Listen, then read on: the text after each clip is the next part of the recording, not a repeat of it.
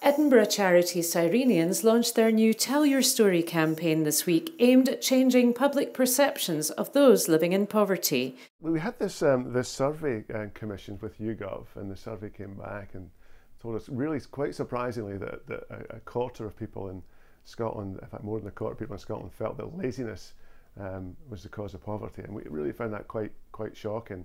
So we want to address that and address that attitude and the stigma that sometimes comes with poverty or exclusion from various groups, whether it's exclusion from family, from home, work or community. And we wanted to get people talking about it and telling their stories. It's quite a big ask of us to ask our clients and some supported volunteers that are here to tell their stories. It's very personal.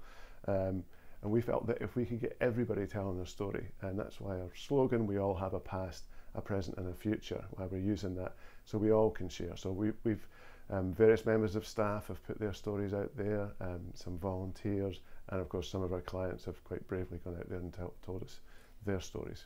Here's Gary's story. What's your story? Well, it's my story.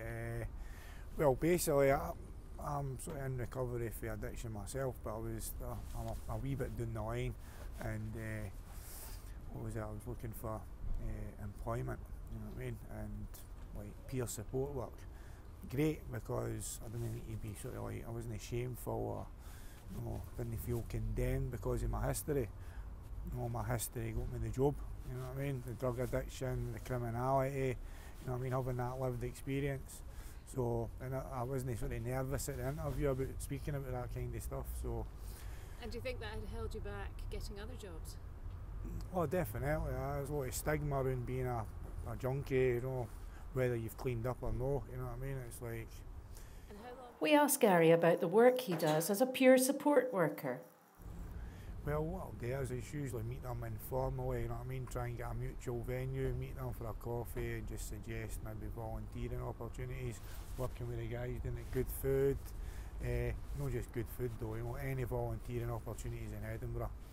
Take them to the volunteer centre, signpost them on to stuff like that. Maybe apply to college, uni for courses for them, all depending on their motivations and what they want, you know what I mean? Sometimes I've worked with guys and I've sort of got them into rehabs, help detoxing off their medication and the drugs that they're using, take them to 12-step meetings, narcotics, Alcoholics Anonymous, stuff like that, you know, places that I use myself. I didn't really suggest anything to these guys that I wouldn't try myself. I'm on my 4th year at Napier University studying criminology, so I think for me, you know, getting this job, it helped me after 20 years of addiction and no paying my bills and sponging off the housing benefit and, you know, and the brew. It gave me that personal sort of, you know, responsibility. I think that's really important for moving on.